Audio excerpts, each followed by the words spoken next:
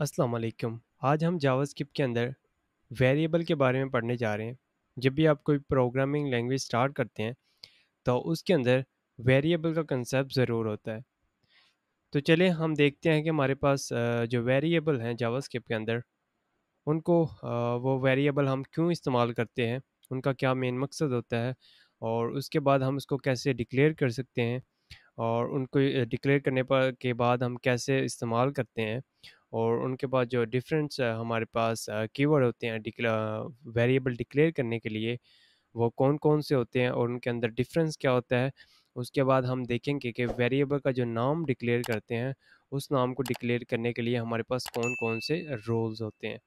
तो सबसे पहले वेरिएबल वेरिएबल हम किसी भी लैंग्वेज के अंदर अपने जो डाटा है उसको स्टोर करने के लिए सिंपल वर्ड में यूज़ करते हैं, ताकि हम उसको बाद में यूज़ कर सकें और उनको उनकी जो वैल्यू है वो बाद में हम चेंज कर सकें।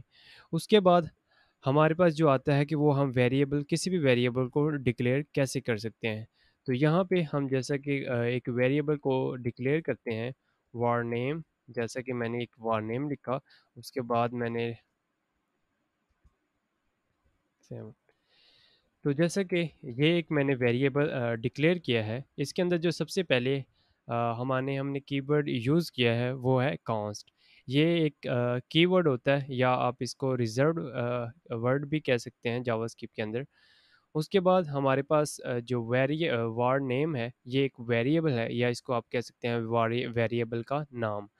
उसके बाद हमने एक ऑपरेटर यूज़ किया है जो कि असाइन का ऑपरेटर है, जो कि इस वेरिएबल को ये वाली वैल्यूज़ स्टोर करवा रहा है। ये हमारे पास वैल्यू है, ये फिर हमारे पास ऑपरेटर है और ये फिर एक वैल्यू है। तो इस तरह हम कोई भी वेरिएबल को डिक्लेयर करते हैं और हम हमारे पास और कौन से ऑप्शन हैं, जैसा कि हमारे पास var, let एंड const है।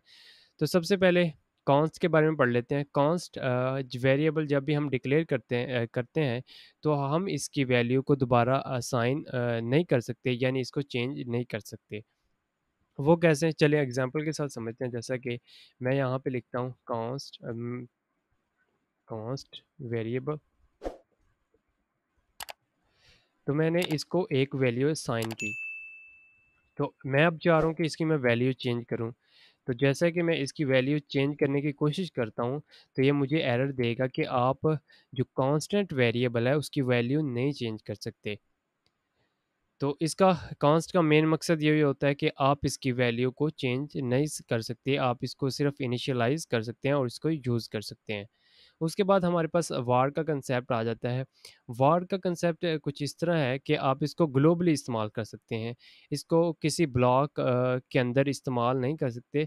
इसको किसी ब्लॉक के बाहर भी आप इस्तेमाल कर सकते हैं और किसी ब्लॉक के अंदर भी इस्तेमाल कर सकते हैं। जैसा कि हम एक एग्ज़ाम्पल के साथ समझ लेते हैं इसको। जैसा कि हमने यहाँ पे लिखा है, मैं यहाँ पे वार जो है वो हेलो लिखता हूँ, हेलो। तो मैं इसको कोई भी वैल्यू दे देता हूँ और मैं इसको यहाँ पे कंसोल करवाता हूँ। जो हमारे पास स्कोप है, मतलब अभी जो हमारे पास ये ब्रैकेट्स हैं, ये एक स्कोप की मानिंद है, यानी कि ये एक ब्लॉक है जिसके अंदर हम इसको इस्तेमाल कर रहे हैं वेरिएबल को। क्या हम इस ब्लॉक के बाहर भी इस वेरिएबल नेम को इस्तेमाल कर सकते हैं? जैसा कि हम यहाँ पे देखते हैं, इस वेरिएबल को हम बाहर इस ब्लॉक के बाहर इस्तेमाल कर रहे हैं। तो हम देखते हैं कि क्या इसको वैल्यू आते हैं? जी बिल्कुल, इसने हमें जो वैल्यू है वो रिटर्न कर दी है।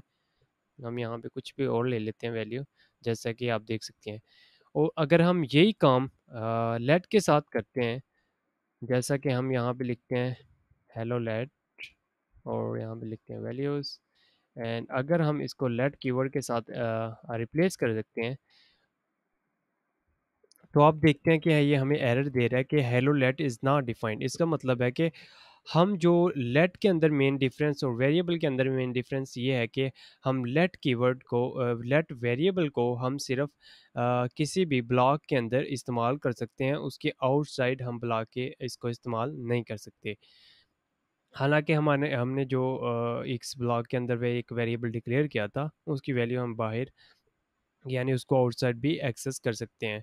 तो इनके अंदर मेन डिफरेंस यही है कि आप इसको ब्लॉक के बाहर एक्सेस नहीं कर सकते लेट को।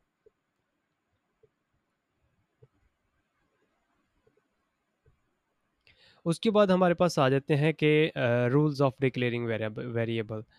तो जब भी हम वेरिएबल को डिक्लेयर करने जाते हैं तो हमारे पास कुछ रूल्स हैं। यहाँ पे मैं आपको 5 रूल्स के बारे में बताऊँगा। तो चलिए सबसे पहले हम वेरिएबल के पहले रूल के बारे में पढ़ते हैं जो कि बहुत ज़्यादा इम्पोर्टेंट है। जब भी आप कोई भी वेरिएबल डिक्लेयर करते हैं तो आप उसको उसका जो नाम है वो उसकी स्टार्टिंग जो है वो आप नंबर से नहीं कर सकते। जैसा कि कॉन्स्ट 5 ए, मैं इसको कोई भी वैल्यू असाइन करना चाह रहा हूँ, तो मुझे एरर दे रहा है कि हम इसकी ये वैल्यू नहीं रख सकते। वो कह रहा है कि हम इसकी वैल्यू जो है इसको ऐसे असाइन नहीं कर सकते, मतलब हम 5 से स्टार्ट इसको नहीं कर सकते। आप इसको 5 जो है वो इसके बाद में लिख सकते हैं, मतलब किसी भी इंग्लिश लेटर के बाद आप लिख सकते हैं, तो ये वैलिड होगा। लेकिन अगर आप इसको पहले लिखते हैं तो ये वैलिड नेम नहीं होगा। उसके बाद हमारे पास जो सेकंड पॉइंट है वो ये है कि आप किसी भी वेरिएबल नेम के अंदर मतलब क्वेश्चन मार्क सिंबल या पंक्चुएशन वगैरह कोई भी ऐसी चीज़ इस्तेमाल नहीं कर सकते। जैसा कि हेलो, मैं इसके अंदर क्वेश्चन मार्क यूज़ करता हूँ और इसको असाइन करने की कोशिश करता हूँ, तो देखिए वो मुझे एरर दे रहा है कि आप इसको ऐसे असाइन नहीं कर सकते। उसके बाद अगर मैं इसको स्पेस के साथ लिखूँ हेलो वर्ल्ड, मैं इसको स्पेस के साथ लिखता हूँ तो वो मुझे एरर देगा कि आप इसको ऐसे नहीं लिख सकते। हाँ, इसको आप ऐसे लिख सकते हैं जैसे कि आप देख सकें। उसके बाद हमारे पास आता है कि जो तीसरा पॉइंट है कि ये केस सेंसिटिव लैंग्वेज है। यानी आप जैसा कि यहाँ पे हम जो वेरिएबल लिखते हैं, जैसे कि हम ये वेरिएबल नेम लिखा इंटरेस्ट रेट, मैं इसको 50 असाइन कर देता हूँ। अब मैं चाह रहा हूँ कि मैं इसको एक्सेस करूँ, तो इसको मैं एक्सेस करते वक़्त इस नेम से इस्तेमाल करता हूँ। हालाँकि जो वर्ड हैं वो हमारे पास सेम है इंटरेस्ट और रेट। लेकिन इनके बाद जो ये केस सेंसिटिव है, इसका मतलब है कि आप जो भी लेटर वग़ैरह लिखेंगे उसको आप सेम एज़ इट इज़ ही नीचे इस्तेमाल करेंगे। जैसा कि इसके अंदर हमारे पास आई जो है वो कैपिटल है और इसके अंदर हमारे पास आई जो है वो लोअर केस में यानी स्मॉल लेटर में है। तो यानी अगर हम इसको आई करें तो और जो हमारे पास आर है वो भी इधर कैपिटल के अंदर है, तो हम इसको कैपिटल के साथ ही इस्तेमाल करेंगे। जैसे कि आप देख सकते हैं अब हम इसको एक्सेस कर सकते हैं। तो इसका मतलब ये केस सेंसिटिव है। अगर हम ऐसे भी नहीं कर सकते कि इंटरेस्ट रेट वैल्यू और हम इसको यहाँ पे ऐसे एक्सेस करें। यानी ये भी मतलब केस सेंसिटिव है कि आपको अगर आपने वी जो है वो लोअर केस में रखा हुआ है तो आपको वी यहाँ पे लोअर केस के अंदर रखना पड़ेगा। उसके बाद हमारे पास वो कह रहा है कि लिमिटेशन नहीं है आपके वेरिएबल को डिक्लेयर करने के अंदर। आप वेरिएबल का नाम कुछ भी रख सकते हैं और कितना ही लंबा क्यों ना हो आप रख सकते हैं। जैसा कि मैं यहाँ पे वेरिएबल का नेम डिक्लेयर करता हूँ और इसको मैं कुछ वैल्यू साइन करता हूँ, तो आप देख सकते हैं कि इससे कोई एरर मुझे नहीं आया। उसके बाद जो हमारे पास आखिरी पॉइंट है, आखिरी पॉइंट के अंदर वो कह रहा है कि हम इसको वेरिएबल का नेम डिक्लेयर करते वक्त हम किसी भी कीवर्ड या रिजर्व वर्ड का इस्तेमाल नहीं कर सकते। जो कीवर्ड और वर्ड्स रिजर्व वर्ड्स हैं उनको आप इंटरनेट पे भी सर्च करते हैं जो कि जावास्क्रिप्ट के बिल्ट इन कीवर्ड्स होते हैं, आप उनको वेरिएबल के तौर पर इस्तेमाल नहीं कर सकते। जैसा कि कॉन्स्ट, जो कॉन्स्ट है वो भी एक कीवर्ड है, मैं इसको कॉन्स्ट के नेम से ही डिक्लेयर करने की कोशिश करता हूँ। तो जैसे कि आप देख सकते हैं कि वो मुझे एरर दे रहा है कि कॉन्स्ट हमारा जो है वो एक कीवर्ड है, तो आप इसको ऐसे इस्तेमाल नहीं कर सकते। तो मैं अभी यहाँ पे कोई भी और कीवर्ड इस्तेमाल करता हूँ, जैसे वार, वार भी एक कीवर्ड है। और हमारे पास जो एक क्लास है, क्लास भी इसका एक कीवर्ड होता है। तो जैसा कि मैं आप देख सकते हैं कि जब मैं इसको इसके साथ जो जावास्क्रिप्ट के कीवर्ड्स हैं उसके साथ इस्तेमाल करने की कोशिश कर रहा हूँ, तो वो मुझे एरर दे रहा है कि आप इसको इस तरह इस्तेमाल नहीं कर सकते। तो उम्मीद करता हूँ आप लोगों को ये जो लेक्चर है वो पसंद आया होगा। अगर आपके पास कोई भी क्वेरी या क्वेश्चन वगैरह है, आप मुझे कमेंट करें, इंशाल्लाह मैं आपको respond with in few minutes या विद इन आवर्स के अंदर आपको करने की कोशिश करूँगा। रिप्लाई करने की कोशिश करूँगा और उम्मीद करता हूँ आप इस लेक्चर के अंदर काफ़ी कुछ सीखेंगे। तो इंशाल्लाह मिलते हैं नेक्स्ट लेक्चर के अंदर। तब तक के लिए अल्लाह हाफ़िज़।